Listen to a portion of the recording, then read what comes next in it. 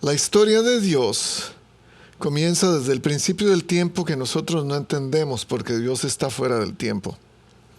Dios está dentro de un contexto que nosotros no nos podemos imaginar. Por más que queramos estudiar la Biblia y queramos tener una idea clara a través del texto, a través del contexto, a través de las palabras, no vamos a poder tener una idea clara de Dios. Sin embargo, a través de lo que Dios deja en su palabra, podemos entender algunas cosas de Él, lo suficiente como para saber cómo seguirle, cómo ser obedientes, cómo saber lo que Él quiere, cómo entender un poco mejor su voluntad. Es por eso que Dios comienza su historia en un tiempo que nosotros no entendemos y sin embargo nos deja saber a través de la palabra que Él deja en Cristo Jesús, nos deja saber hacia dónde ir, cómo llegar a Él, cómo ser sus hijos, cómo ser su pueblo. Esta historia que Dios escribe a través del tiempo, que tiene como final resultado la venida del Mesías y su reinado universal en todo el mundo, esta historia tiene si quisiéramos decirlo de esa manera, una introducción. Esa introducción se puede notar, se puede ver, se puede entender a la luz del reinado de David. David ha sido llamado por Dios para ser el precursor de la venida del Mesías a la tierra. Esa es la gran tarea del reinado de David. Su reinado va a ser el reflejo de lo que va a ser el reinado del Mesías universal. Un reinado en todo lo que existe. David no ha hecho su trabajo muy bien, siendo el precursor, siendo obediente, siendo fiel a lo que Dios le ha mandado hacer. Hasta el momento él ha cometido varios errores. Y llega a este punto en donde está siendo perseguido por su hijo Absalón para poder quitarle el reino y así destruir de alguna manera todo lo que Dios ha hecho. Dios no lo va a permitir porque el plan de Dios no puede ser frustrado por nada y por nadie. A pesar de que yo sea desobediente, a pesar de que yo sea rebelde, Dios no va a dejar que su plan sea frustrado. Hoy llegamos al punto donde David está a punto de batallar en contra de su propio hijo, de saber quién es quién, el momento de la verdad. Tiene que retomar el reino que le ha sido quitado por su hijo Absalón. Tiene que defender ese reino. Tiene que reconstruirlo para que sea lo que Dios quiso desde el principio que fuera. Es por su desobediencia, la desobediencia de David, que hasta este punto ha llegado, donde está en riesgo de perder el reino que Dios le dio. Por supuesto, eso no va a pasar. Vamos a leer la historia que empieza en el capítulo 18 de 2 de Samuel, la historia del final del intento de Absalón por quitarle el reino a David, pero también la historia que nos va a hablar de David haciendo lo posible por todavía estar más enfocado en otras cosas y no en el propósito que Dios le ha dado, en el propósito final que Dios le ha dado al ser rey de Israel.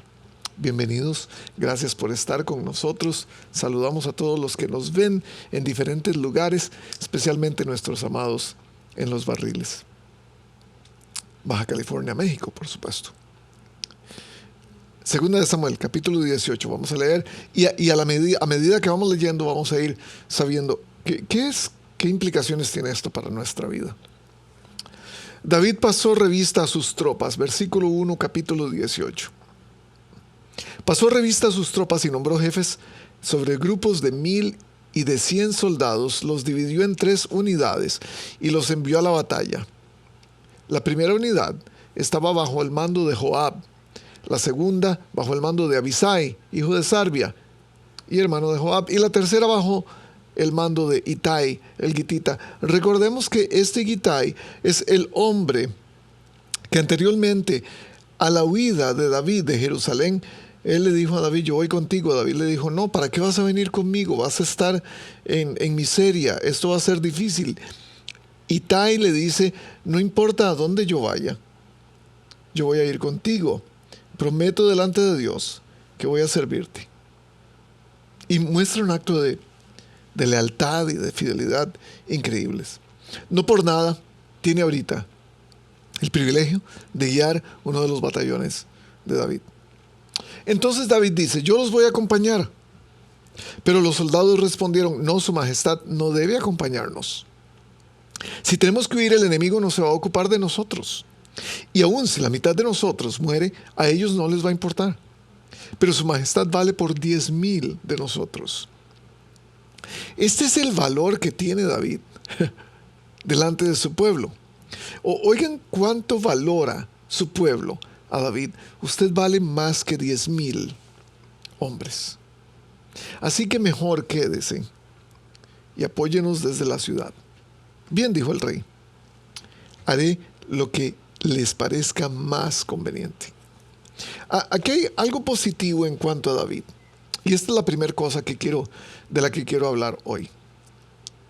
David entiende muy bien su papel dentro de las estrategias de guerra.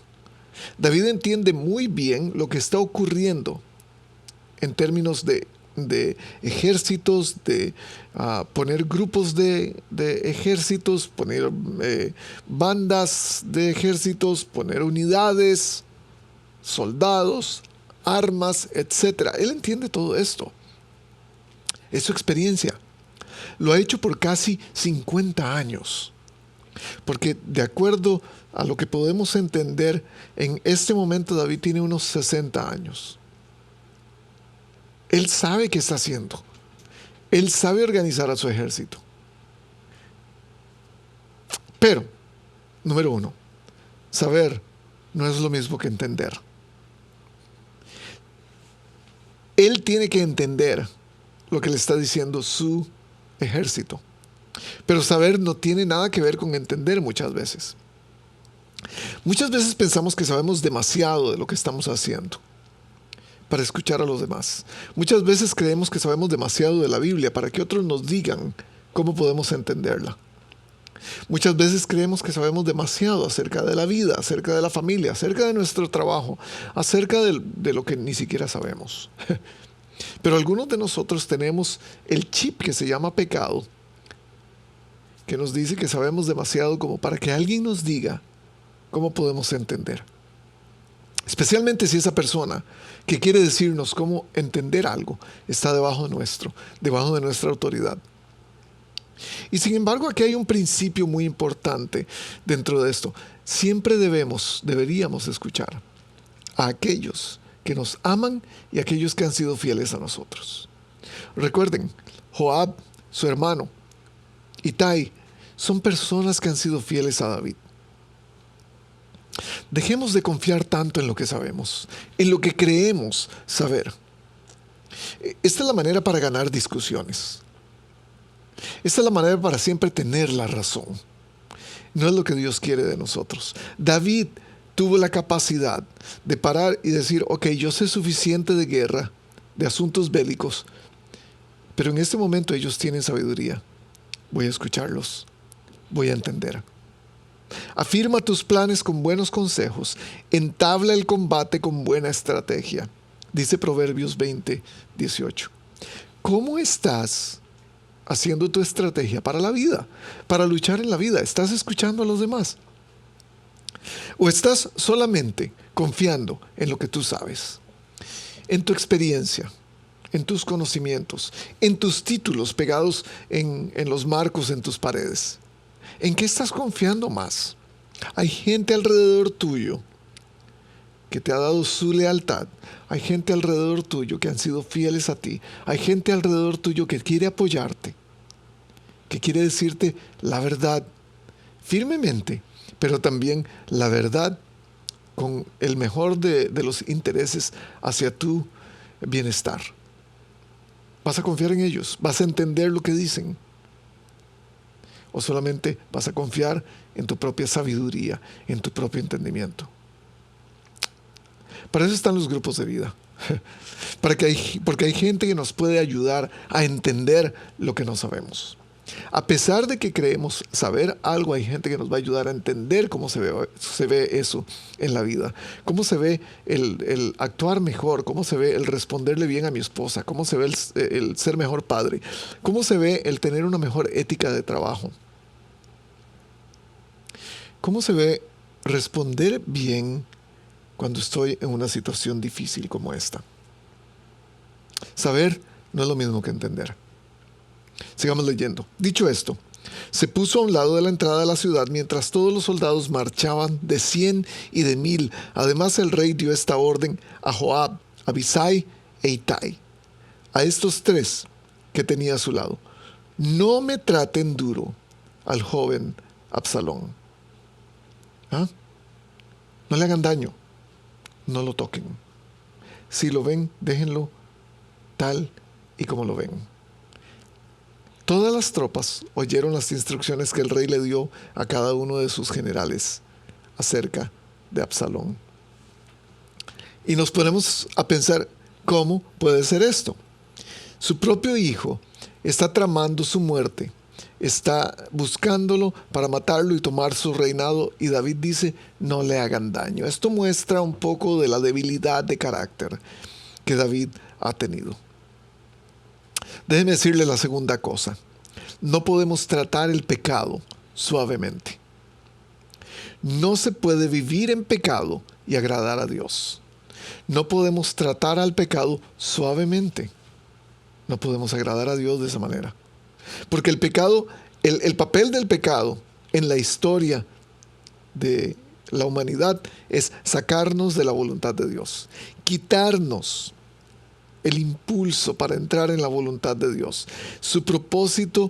El propósito de Dios para mi vida no tiene sentido cuando hay pecado. David no está enfocado en retomar su reino. David está enfocado en salvarle la vida a su hijo. Y por supuesto, es su hijo. Usted sabe, si usted es padre como yo, usted sabe que usted haría lo que fuera por un hijo. A pesar de su rebeldía, a pesar de su mala crianza, a pesar de su comportamiento, un hijo siempre va a ser un hijo. En la historia de Dios lo vemos también. Dios nos ama tanto que no tomó en cuenta que fuéramos pecadores, dice la Biblia. Y nos amó tanto porque vino a buscarnos. No quiere que nos perdamos, dice Juan 3:16. Pero el caso de Dios es este. Dios no trata suavemente el pecado.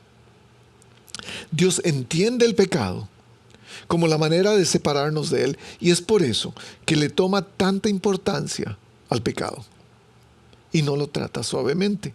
Proverbios 3:12, el Señor disciplina a los que ama, como corrige un padre a su hijo querido. Corrige un padre a su hijo querido. Esto es lo que hace Dios. El problema de David es este: él no ha sido firme con sus hijos.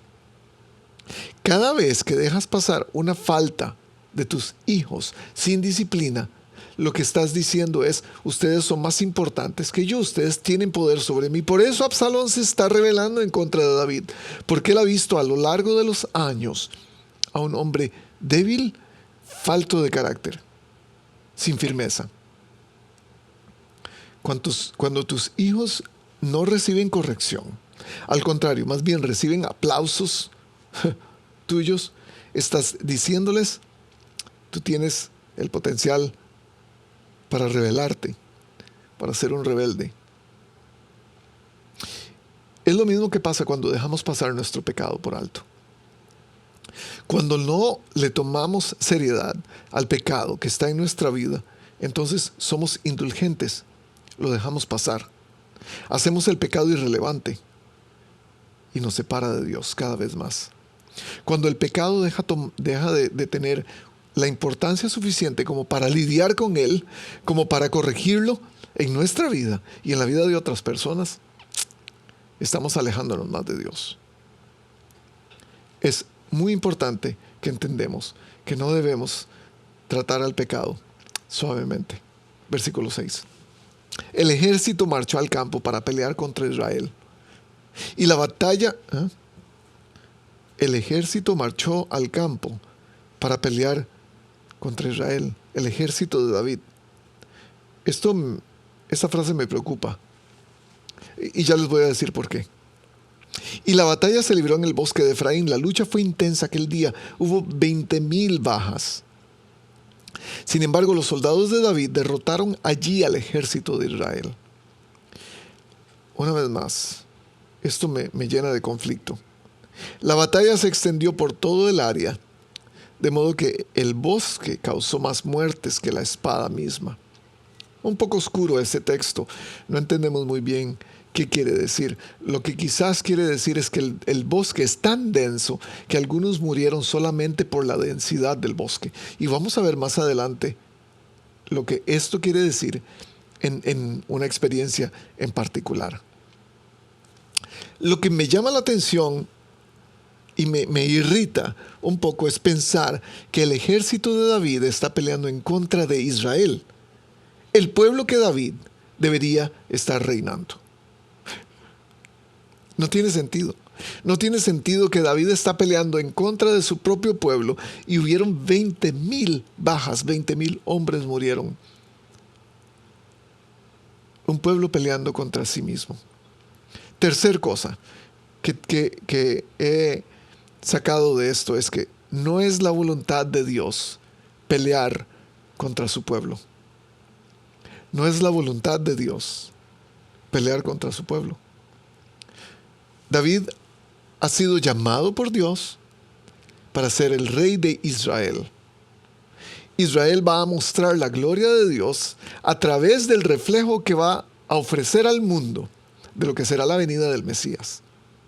David está peleando en contra de ese pueblo que Dios le dio. Hay dos maneras de ver esto para nuestra vida, para aplicarlo a nosotros mismos. Número uno, hay algunos de nosotros que peleamos en contra del pueblo de Dios. Iglesia contra iglesia, pastor contra pastor, hermano contra hermano, filosofía contra filosofía, afiliación contra afiliación. Tenemos esta capacidad como seres humanos de tener enemistad entre el pueblo de Dios, los que peleamos entre nosotros. Hay pleitos personales. Usted tiene problemas con gente en su congregación, en nuestra congregación. Y esos problemas dividen y nos separan de Dios. Dios no quiere que peleemos en contra del pueblo de Dios. Peleamos en denominación en contra de denominación, iglesia en contra de iglesia, pastor en contra de pastor. Estamos en confrontación por cómo hacen las cosas, por cómo dicen las cosas, por cómo creen las cosas, por cómo se visten. Primera de Corintios 6:7 dice, es una grave falla el solo hecho de que haya pleitos entre ustedes. Estos somos nosotros peleando en contra del pueblo de Dios, rebelándonos en contra de nuestra iglesia, en contra de nuestro pastor, en contra de nuestros líderes, en contra de nuestros hermanos que sirven junto a nosotros. Esta es la primera manera de ver las cosas. Nosotros rebelándonos en contra del pueblo de Dios, pero también está el otro lado, el otro aspecto. Es el pueblo de Dios rebelándose en contra del rey. Y esta es la insistencia de ir en contra de lo que Dios dice. Es el producto del pecado. Es lo que dice Romanos 3:23. Todos pecaron, están destituidos, están separados de la gloria de Dios. Porque eso es lo que hace el pecado, separarnos. Y cuando nosotros nos damos cuenta que dentro de esta historia de Dios, el pecado entra para separarnos de Él, también nos damos cuenta que hay una posibilidad de que nosotros podamos ser algunas de esas personas, alguna de esa parte del pueblo de Dios que está peleando en contra del rey. Cuando éramos enemigos de Dios, dice Romanos 5:10, Él hizo las paces con nosotros a través de Cristo, a través de la muerte de Cristo. Hay muchas semejanzas en esta historia, en este capítulo, con la historia de Dios, y por eso es que la estoy tratando de traer a colación una y otra vez. Porque hay un rey, hay un hijo, hay rebeldía, hay pecado, hay separación, hay muerte. ¿Por qué? ¿Por qué el pueblo de Dios está en contra del rey en esta historia? Bueno, es algo muy sencillo, porque hay un engañador, se llama Absalón, que quiere tomar el reino en sus manos. En la historia de Dios, eso es exactamente lo que pasa. Satanás ha salido de en medio de la gloria de Dios por sus celos, por su envidia, por su orgullo, por su vanidad, para querer tomar el reino de Dios en sus manos. Es muy similar a lo que está ocurriendo en nuestro mundo estos días. Queremos tomar el mundo en nuestras manos. Queremos tomar nuestra vida en nuestras manos. Por nuestra vanidad, por nuestro orgullo, por nuestro pecado. Es exactamente el reflejo de lo que ha pasado en la historia universal, en la historia cósmica de Dios. Sigamos leyendo. Absalón dice que huía montado en una mula. No sé por qué una mula. Si tenía tendencias de gloria y tendencias de realeza, debió haber huido en un caballo, pero en fin. Y les voy a decir mi opinión en cuanto a esto en un momento. Absalón, que huía montado en una mula, se encontró con los soldados de David. La mula se metió por debajo de una gran encina y a Absalón se le trabó la cabeza entre las ramas. ¡Auch! Eso debe doler. Como la mula siguió de largo, Absalón quedó colgado en el aire. Un soldado que vio lo sucedido, le dijo a Joab: acabo de ver a Absalón colgado de una encina. ¿Cómo?, exclamó Joab. ¿Lo viste y no lo mataste ahí mismo? Yo te habría dado 10 monedas de plata y un cinturón. Esto quiere decir, le hubiera elevado, le hubiera dado una promoción, le hubiera subido el rango en términos del ejército. Pero el hombre respondió: aun si recibiera 1000 monedas, yo no alzaría la mano en contra del hijo del rey. Todos oímos cuando el rey les ordenó a usted, a Abisai y a Itai que no le hicieran daño al joven Absalón. Si yo me hubiera arriesgado, me habrían descubierto, pues nada se le escapa al rey, y usted por su parte me habría abandonado. No voy a malgastar mi tiempo contigo, le replicó Joab. Acto seguido agarró 3 lanzas Joab y se fue y se las clavó en el pecho a Absalón, que todavía estaba vivo en medio de la encina. Luego 10 de los escuderos de Joab rodearon a Absalón y lo remataron. Interesante que son 10 escuderos que se vengaron, que terminaron a Absalón, porque él, con la violación de 10 concubinas, se aseguró de quemar todos los puentes en la relación con su padre David. Qué difícil, porque a través del profeta Dios ya le había dicho a David: tu casa va a recibir espada, en tu casa va a haber muerte, en tu casa va a haber traición, y todo eso por lo que él hizo con Betsabé. Entonces Joab mandó tocar la trompeta para detener las tropas y dejaron de perseguir a los israelitas. Después tomaron el cuerpo de Absalón, lo tiraron en un hoyo grande que había en el bosque y sobre su cadáver amontonaron muchísimas piedras. Mientras tanto, todos los israelitas huyeron a sus hogares. En vida, Absalón se había erigido una estela en el Valle del Rey, pues pensaba, una estela es como un monumento, pues pensaba: no tengo ningún hijo que conserve mi memoria. Así que a esa estela le puso su propio nombre y por eso hasta la fecha se le conoce como la estela de Absalón. Siguiente cosa que tenemos que entender con todo esto. Vemos a Absalón, que por su orgullo está donde está. Siguiente cosa. El orgullo es solo una imitación de la gloria. Vemos a Absalón orgulloso, hermoso, con pelo impresionante. Algunos dicen que se quedó enredado en la encina, se quedó enredado con el pelo. No sabemos, honestamente. Lo que sabemos es que fue su final. Un orgulloso montado en una mula. Un orgulloso que termina colgado de la cabeza y terminado por 10 hombres. El orgullo es solo una imitación de la gloria.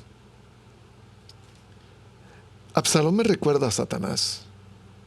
Lleno de orgullo, igual que Satanás, salió a la guerra con los reyes, Absalón. Se ganó la confianza del pueblo para ponerlo en contra del rey, igual a Satanás, montado en una mula, pensando que iba a imitar a Jesús montado en un burrito. ¿A quién estás imitando por orgullo? ¿A qué te está llevando tu orgullo? ¿Qué cosas estás haciendo para tratar de imitar la gloria de otra persona o de algo más solamente por orgullo? Algunas veces nos subimos a nuestro carro por orgullo. Algunas veces nos sentamos en nuestro escritorio por orgullo. Algunas veces llegamos a nuestra casa sintiéndonos orgullosos. Y yo me pregunto, si estamos intentando imitar una gloria que no nos pertenece a nosotros. Eso era lo que le estaba pasando a Absalón. Estaba imitando una gloria que no era de él. Sean imitadores de Dios, dice Efesios 5. Sean imitadores de Dios, pues ustedes son sus hijos amados. Aquí hay una gran diferencia y quiero hacer esto muy claro. Los hijos de Dios somos imitadores de Él, no solamente porque queremos su gloria, no por orgullo. Queremos su gloria para reflejarla, porque ya Él nos ha dado su imagen que deberíamos estar reflejando. Ese es el tipo de imitación de los hijos de Dios. Llevar la imagen de Dios, la imagen del Padre, la imagen del Rey, a toda la tierra, en lugar de tratar de reflejar su gloria que no nos pertenece. Ya estamos reflejando su gloria a través de reflejar su imagen al mundo. ¿Qué imagen estás reflejando? ¿Qué quieres reflejarle al mundo? ¿De qué estás tan orgulloso?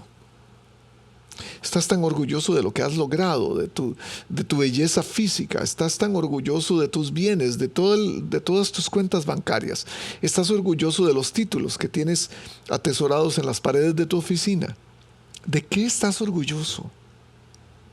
¿A quién quieres imitar? ¿La gloria de quién quieres tener? El orgullo es solo una imitación de la gloria verdadera. Versículo 19. Ahimás, hijo de Sadoc, le propuso a Joab: déjame ir corriendo para avisarle al rey que el Señor lo ha librado del poder de sus enemigos. No, le dice Joab, no llevarás esa noticia hoy. Podrás hacerlo en otra ocasión, pero no hoy. Pues hoy murió el hijo del rey. Entonces Joab se dirigió a un soldado cusita y le ordenó: ve tú, dile al rey lo que has visto. El cusita se inclinó ante Joab y salió corriendo. Pero Ahimás, hijo de Sadoc, insistió otra vez: pase lo que pase, déjeme correr con el cusita. Pero muchacho, respondió Joab, ¿para qué quieres ir? Ni pienses que te van a dar una recompensa por la noticia. Demasiado ánimo, demasiada energía este tipo.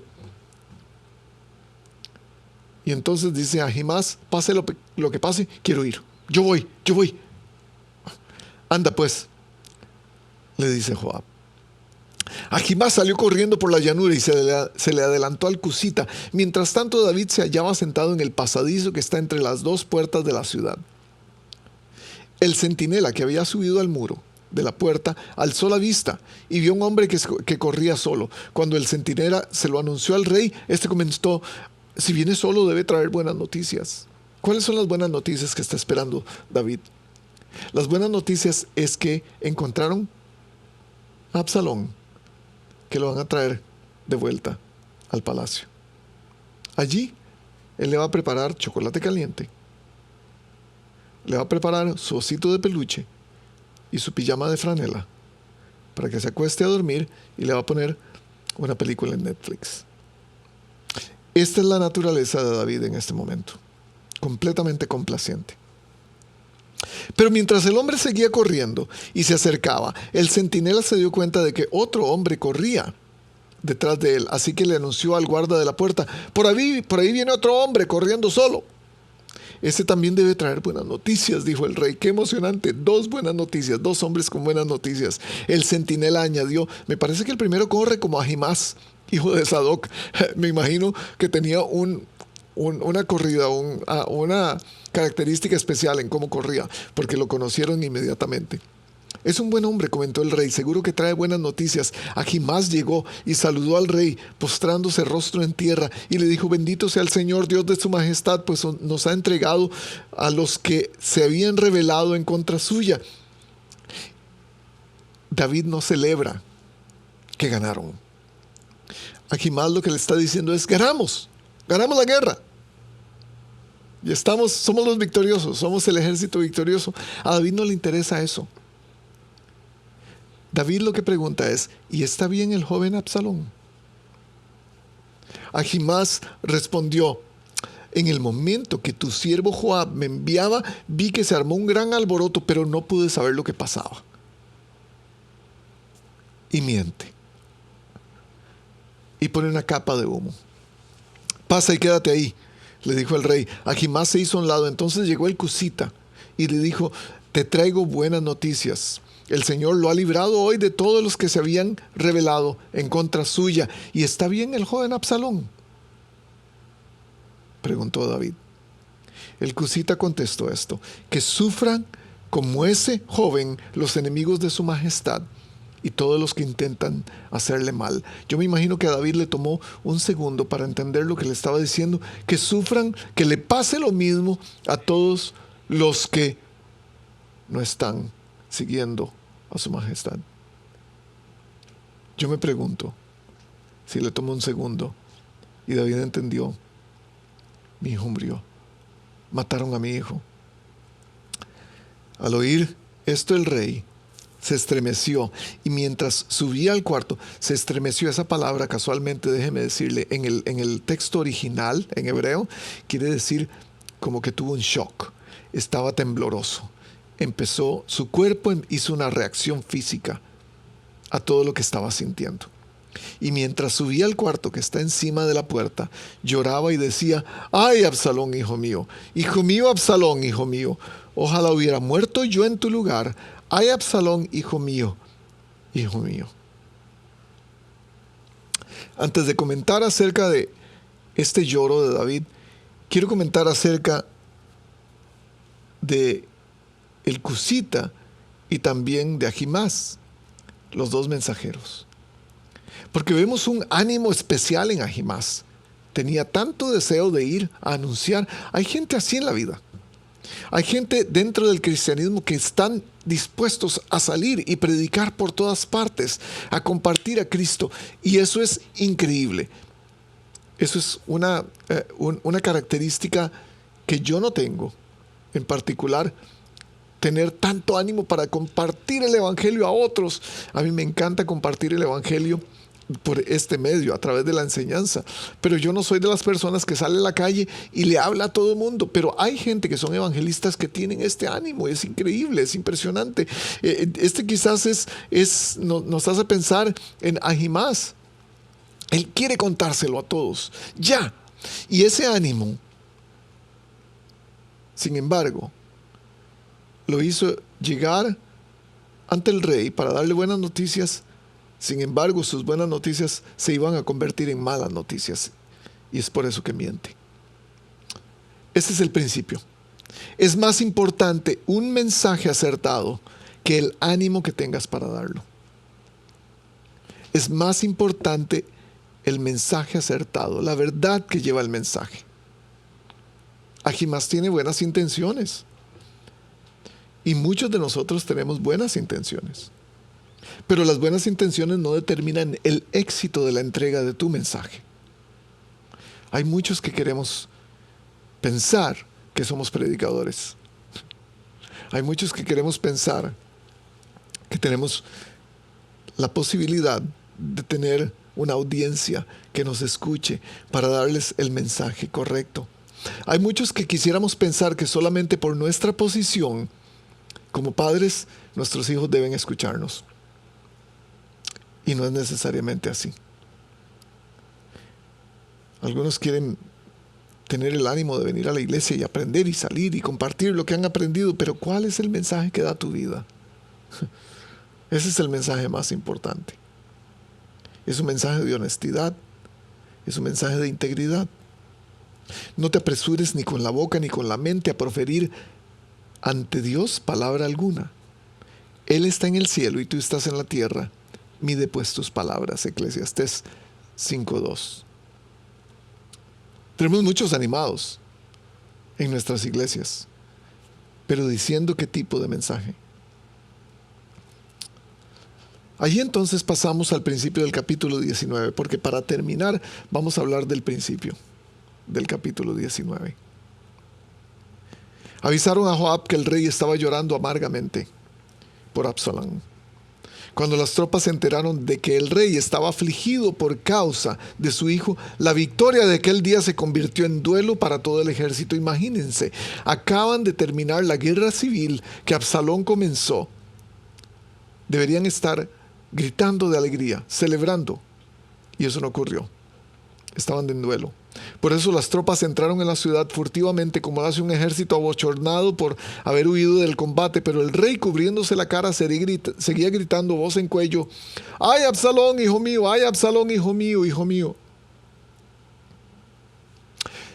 Esto es lo que aprendemos de lo que está pasando. Deja de lamentarte por lo que no es la voluntad de Dios. Deja de lamentarte por lo que no está dentro del propósito de Dios, dentro de la voluntad de Dios. Porque muchas veces seguimos llorando, insistimos en llorar por cosas que no están relacionadas con el propósito de Dios en nuestra vida. Y vivimos en luto. Vivimos llorando por cosas o por personas, por relaciones, por situaciones, por trabajos, por oportunidades que no conseguimos. Y estamos tan enfocados en nuestro luto que dejamos que la voluntad de Dios se la lleve el viento. Esto quiere decir que el enfoque es en mí mismo, el enfoque es en mi dolor. Es un enfoque egoísta. Mi sufrimiento. Nadie puede entender dónde estoy yo, nadie puede sufrir tanto como yo. A Dios no le preocupa nuestros sentimientos, Él puede manejarlos. Él puede manejar nuestro dolor, Él puede hacerlo sin ningún problema. Pero el llamado que nos hizo no debe ser guiado por nuestro dolor o por nuestros sentimientos. Ahí es donde está el problema. Dos cosas aquí. Número 1, aprende a llorar bien. Deja el drama. Deja de hacer tanto bullicio al llorar. Llora bien, llora lo que debes y hazlo bien. Es un contraste de David en este momento, cómo está llorando tan desesperadamente. Pero cuando lloró a su hijo, el que iba a tener con Betsabé, cuando el niño muere, él para su dolor y va y adora. Esa es la cosa con nuestro llanto. Nuestro llanto se puede convertir en adoración si tenemos la perspectiva correcta. No te dé miedo mostrar tus emociones. Llora bien. Tienes que llorar. Dichosos los que lloran, dice Mateo 5. Jesús dice: dichosos los que lloran porque serán consolados. Siempre va a haber alguien en su grupo de vida. Si usted va a un grupo de vida, usted va a tener gente que lo consuele. Va a tener amigos que caminen con usted, que lloren con usted. Pero la segunda cosa es: aprenda a llorar con otros y a dejarlos llorar también. Deje de decirle a la gente: no llores, pare de llorar. Deje de dar excusas baratas como: oh, si una persona murió, está en un mejor lugar. Usted no sabe. Muchas veces queremos tratar de darle consuelo, de consolar a las personas, pero para que dejen de llorar y para que no tengamos que pasar por una situación incómoda. Deje a la otra persona llorar. Es un ministerio que se llama el ministerio de la presencia. Usted no tiene que decir nada, solo dejar que las otras personas lloren. Y llorar con ellos. Lloren con los que lloran, dice en Romanos 12:15.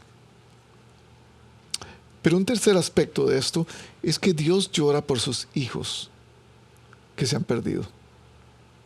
Es por eso que manda a Cristo, para que no haya más hijos perdidos. Pero esa es la razón correcta. Dios llora por la razón correcta, porque sus hijos están perdidos. David llora por remordimiento, y es la razón equivocada. Lo que pasa es esto, es que ha perdido demasiados hijos. Perdió el hijo de Betsabé, ya perdió a su primer hijo, al que Absalón mató, Amnón, ya lo perdió.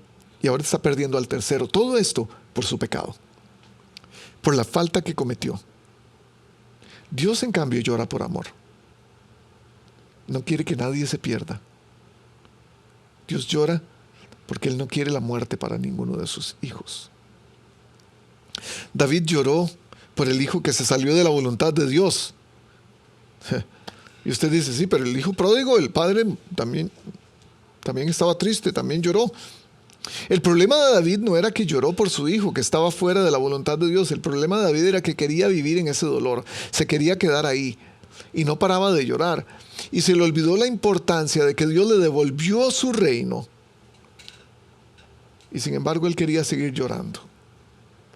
Dios no vive en el dolor. Dios no quiere que vivamos en nuestro dolor. Él quiere que vivamos en su voluntad. Veamos la última parte del texto. Entonces Joab, versículo 5, capítulo 19. Entonces Joab fue a donde estaba el rey y le dijo: hoy su majestad ha llenado de vergüenza a todos sus siervos que le salvaron la vida y la de sus hijos e hijas y esposas y concubinas. Usted ama a quienes lo odian y odia a quienes lo aman. Hoy ha dejado muy en claro que nada le importan sus generales ni sus soldados. Ahora me doy cuenta que usted preferiría que todos nosotros estuviéramos muertos con tal de que Absalón siguiera con vida. Vamos, salga usted y anime a sus tropas. Si no lo hace, juro por el Señor que para esta noche ni uno solo de los soldados se quedará con usted. Y eso sería peor que todas las calamidades que su majestad ha sufrido desde su juventud hasta ahora. Esto llama la atención de David. Le pega duro. Ante esto el rey se levantó y fue a sentarse junto a la puerta de la ciudad. Cuando los soldados lo supieron, fueron todos a presentarse ante él. Y esta es la última cosa que quiero compartir con ustedes.